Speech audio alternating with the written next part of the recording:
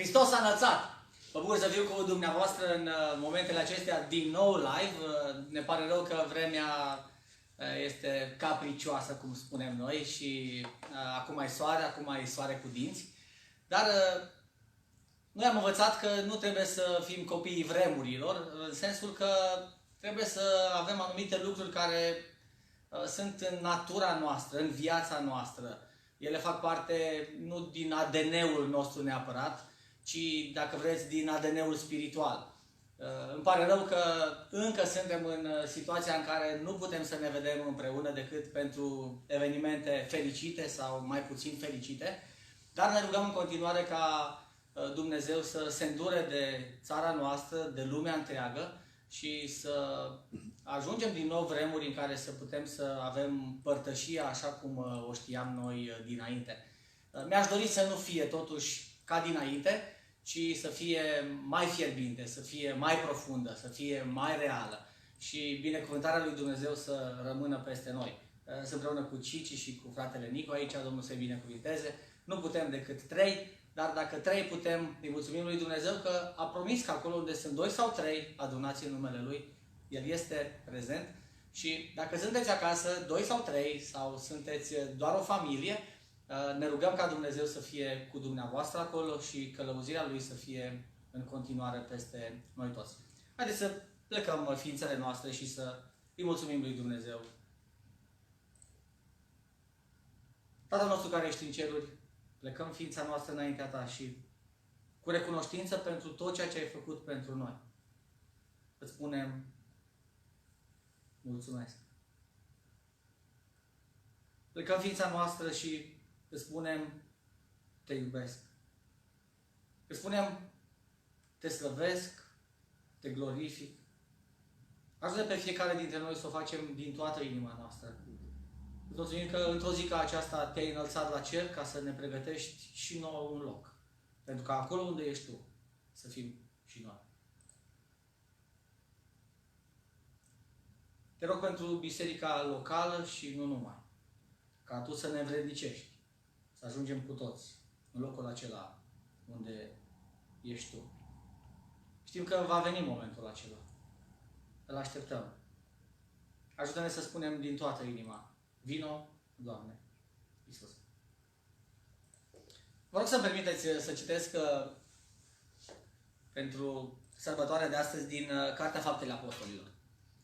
E un pasaj chiar la începutul cărții, la pagina 1055, dacă doriți să urmăriți de acasă.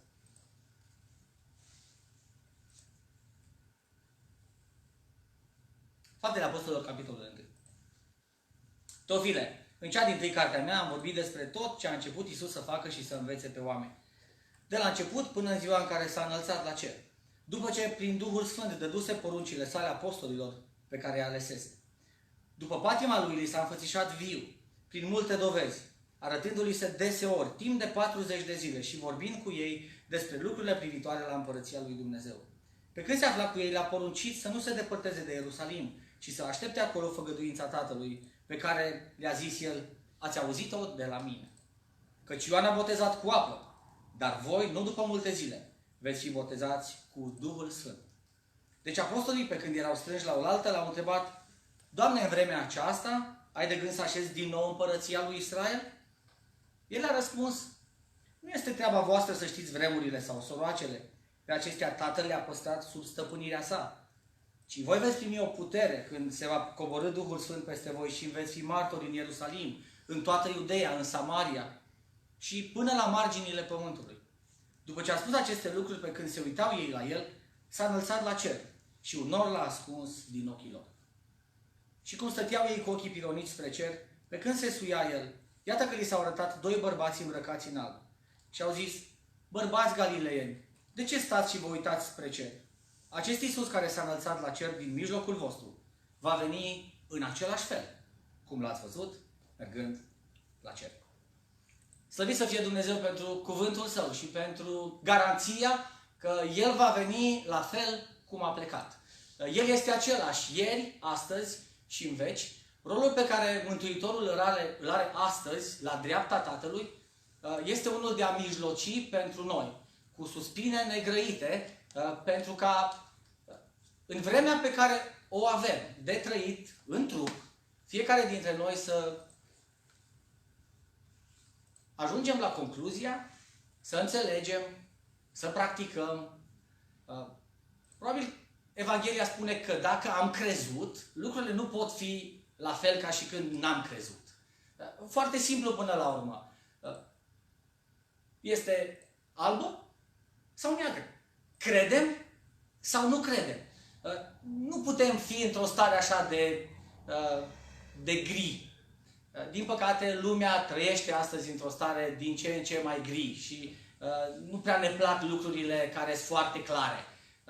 Uitați-vă la situația de față. Unii zic, putem să ne întâlnim. Alții zic, nu putem să ne întâlnim. Alții zic, poți să faci cu tare lucruri.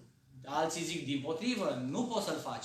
E așa o situație neclară. Îi mulțumesc lui Dumnezeu că a lăsat cuvântul Său, care este atât de clar.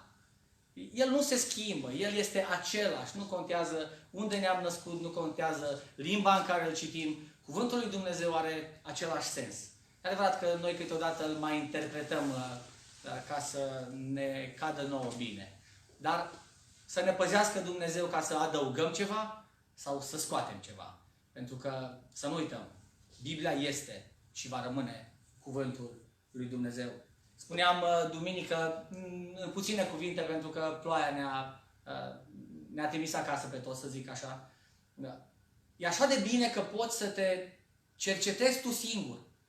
Dacă ar face-o altcineva, ai zice că e părtinitor, ai zice că poate nu-i chiar așa egal cu toți, nu-i transparent. Dar atunci când îți faci tu analiza în fața cuvântului lui Dumnezeu, nu poți să fii decât realist. Și aș vrea și astăzi, în prezența Duhului lui Dumnezeu, în prezența lui Dumnezeu, dacă vreți, prin Duhul Sfânt în viețile noastre, fiecare dintre noi să fim cât de realiști putem. Și permiteți-mi să vă întreb, ce este înălțarea pentru dumneavoastră? Puteți să spuneți din toată inima, Hristos s-a înălțat? Sau să răspundeți cu adevărat, s-a înălțat? Vă rog să-mi permiteți, dacă vreți, două dovezi. De unde știu că s-a înălțat? Pot să demonstrez cumva? Poate așteptați vreo formulă matematică, poate așteptați ceva palpabil. Da, poate că este palpabil, dar depinde de cum vedem palpabil. Noi, credincioșii, mai avem un simț, simțul credinței. Și putem să vedem anumite lucruri sau putem să le palpăm, dacă vreți, cu ființa aceea care este spirituală. Și ce bine că putem astăzi să mai trezim, dacă vreți, omul acela spiritual, care poate că a amorțit, poate că de atâta pandemie, de atât a lipsit de la biserică, de atât a lipsit de părtășie, a cam alunecat în starea așa de moleșeală.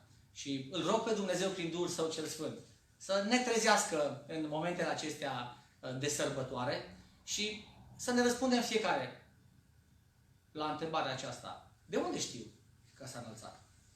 Am să mă folosesc tot de Sfânta Scriptură și vă rog să-mi permiteți să vă duc cu gândul la unul dintre martorii, dacă vreți, oculari. Tot în Cartea Faptele Apostolilor, doctorul Luca prezintă un caz în capitolul 7 și cu siguranță știți despre cine este vorba. Încă de la începutul capitolului 7, Faptele Apostolilor, se vorbește despre Ștefan. Ștefan era un om deosebit, un om special, omul care a văzut ce au văzut puțini. Și noi ne uităm către cer, de obicei vedem stele, dacă e seară sau dacă e noapte, vedem nori sau cersenii. Rare ori, sau prea puțini oameni, am auzit prea puțini uitându-se spre cer și să vadă altceva decât stele, nori sau cersenii.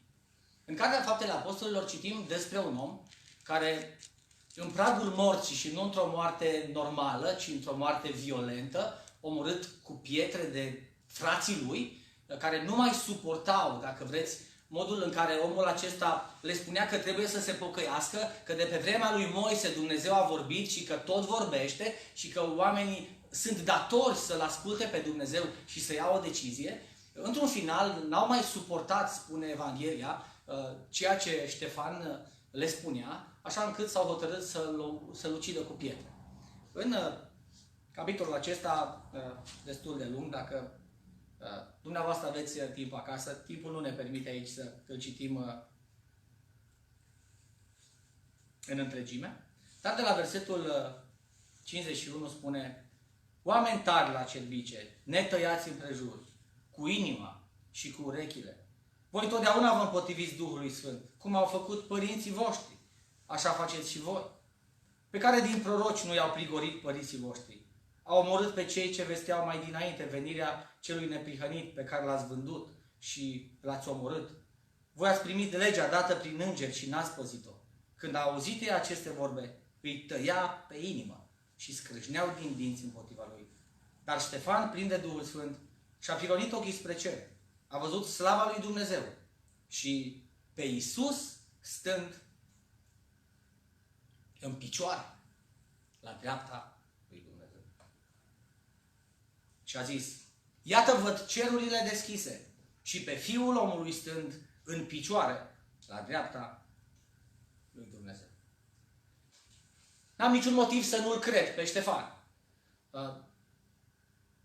De unde știu că s-a înălțat?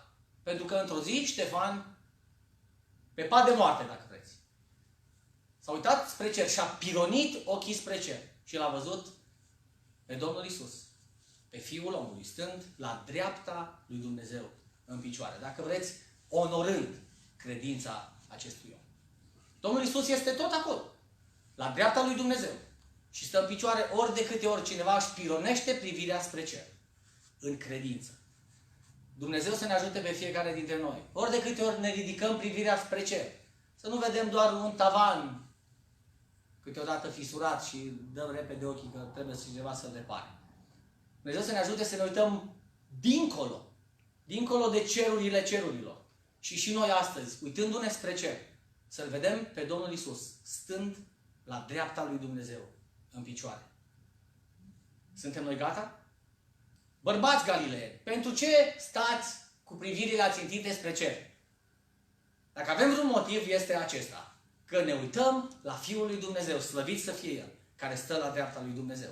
Dar nu putem să stăm tot cu capul în nori, da? Trebuie să stăm cu picioarele pe pământ și cu capul în nori, cu privirea către Hristos, dacă vreți, metaforii vorbind, și să ne facem datoria pe care o avem de a spune oamenilor, de a împărtăși credința aceasta, că Domnul Iisus Hristos s-a înălțat la cer.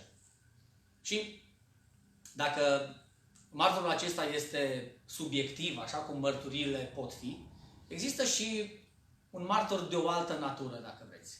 Există un martor permanent. Înălțarea Domnului Iisus Hristos a avut loc. De unde știm? Acum, fiecare dintre noi putem să ne uităm înăuntrul nostru. Domnul Iisus a plecat cu un scop. În Ioana capitolul 16 spunea: peste puțină vreme nu mă veți mai vedea. Dar peste puțină vreme iară mă veți vedea.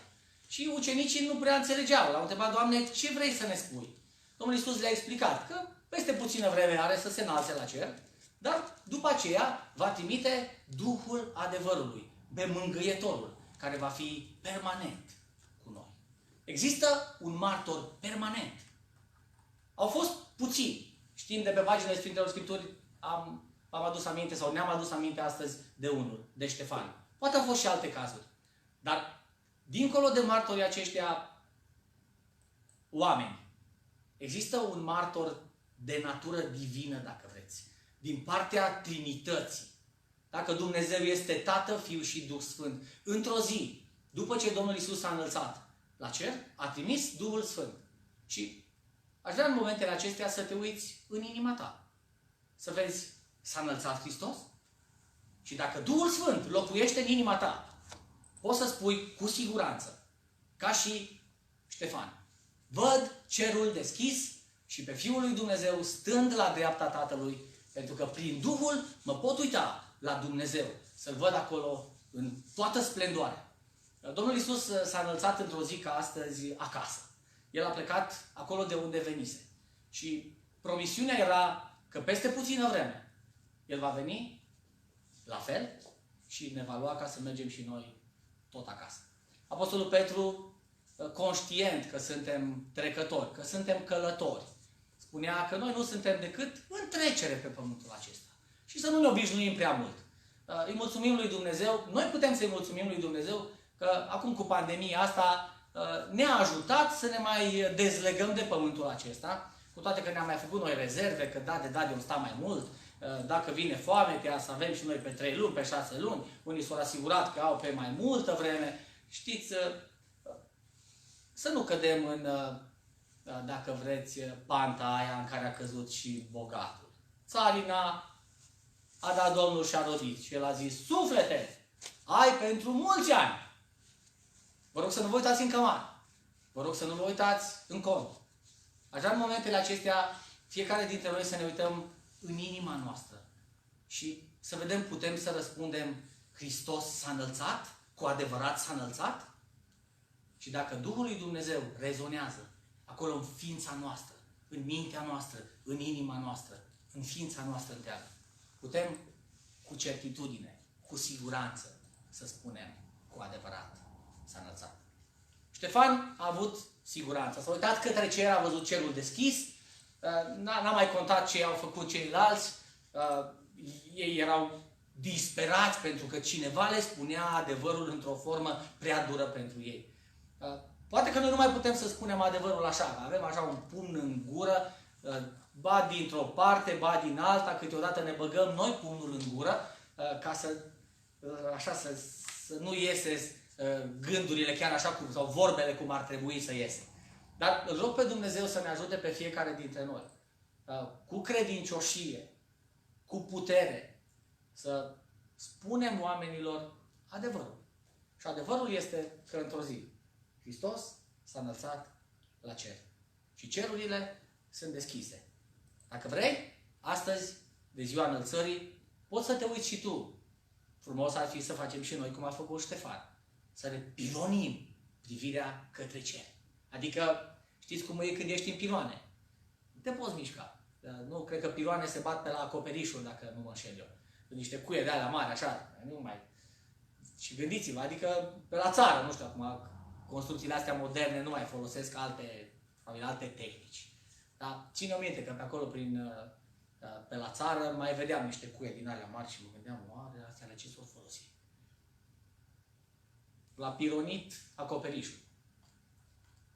Duhul lui Dumnezeu poate să pironească ochii noștri către cer.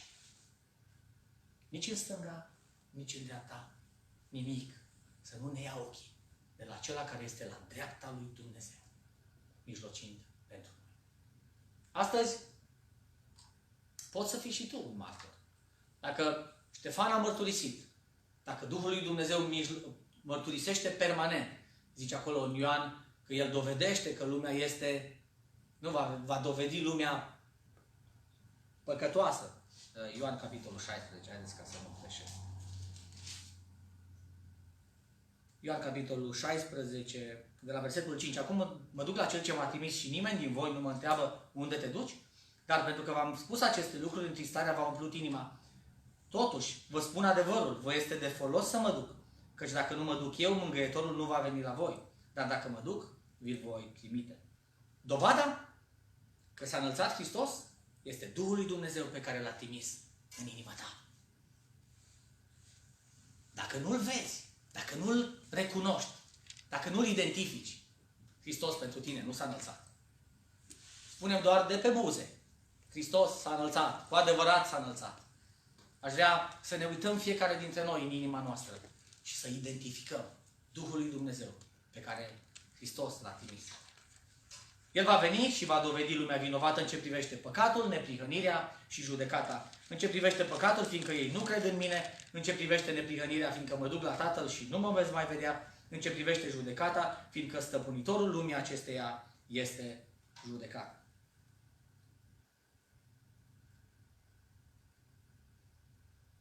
Niciunul dintre noi nu poate să facă ce face Duhul lui Dumnezeu. Eu nu pot să dovedesc nimănui că e păcătos, dar Duhul lui Dumnezeu poate. Eu nu pot să judec pe nimeni, cu toate că mai fac eu judecăți de astea, mai îmi dau eu cu părerea. Dar judecata lui Dumnezeu este asupra celui rău, zice, că am văzut pe Satan că a căzut din cer. Și Domnul Iisus le spune, nu vă bucurați bucurați-vă că numele voastre sunt scrise în cartea vieții. Asta o poate face doar Dumnezeu, slăvit să fie El.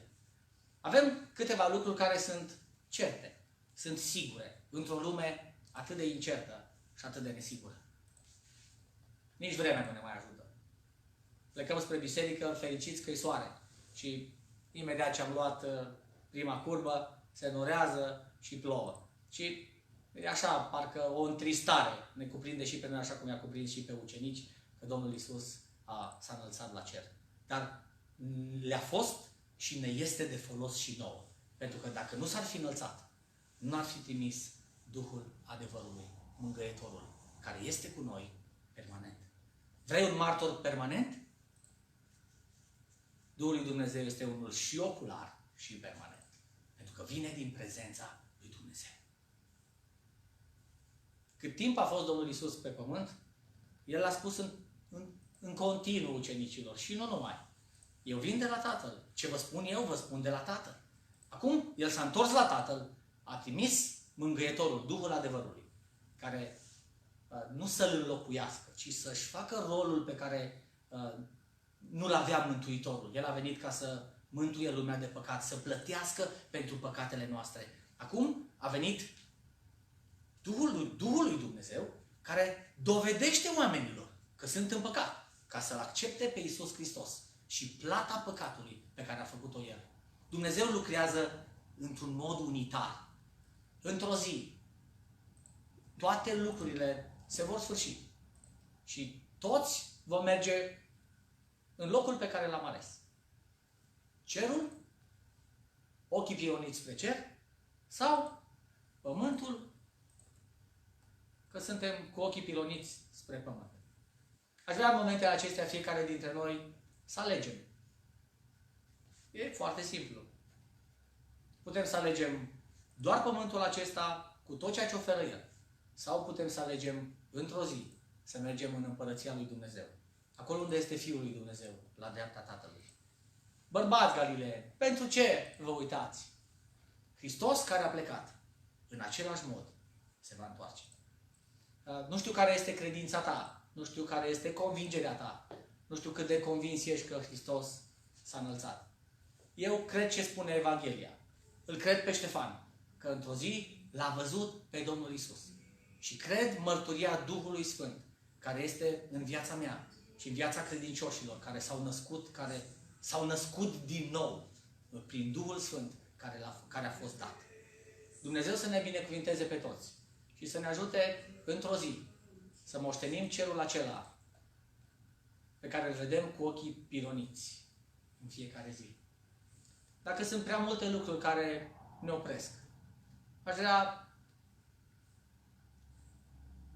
spre final de zi de sărbătoare să plecăm ființa noastră în rugăciune și să spunem, Doamne, prea multe lucruri mi-au atras atenția. Ochii mei sunt îndreptați în așa de multe locuri. Câteodată spironiți pe pământul ăsta la lucruri care n-au nicio valoare.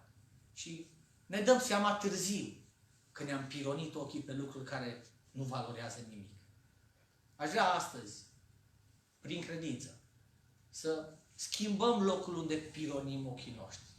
Și să nu mai fie pironiți în calculator, pe internet, în temirice locuri, ci în cer, la dreapta lui Dumnezeu. Și să-i spunem, Doamne, primește-mă și pe mine acolo. Nu știu cum o să mor. Nu știu când o să mor. Ștefan a murit moarte de martir. Domnul Iisus Hristos l-a onorat, a stat în picioare, în prezența Tatălui și l-a primit. Oare când voi muri eu, mă va primi Hristos și pe mine? Mă vor lua îngerii și mă vor duce în sânul lui Avram? Da, dacă mi-am păstrat ochii pironiți spre răsplătire. Dacă nu, atunci voi avea soarta celorlalți care au murit și au fost pur și simplu îngropați. Astăzi e o zi de sărbătoare. Poate să fie sărbătoare în cer. Pentru că încă cineva a înțeles că Hristos s-a înălțat. Hristos s-a înălțat. Dumnezeu să ne binecuvinteze pe toți. Dumnezeu, vei domni în veci, între pământul este plin de slava. Eu vedeți să împlinești cuvântul tău cel sfânt. Dragoste ne conduci, iar te ținut și vrem să-ți cântăm împreună. Să fii înălțat, să fii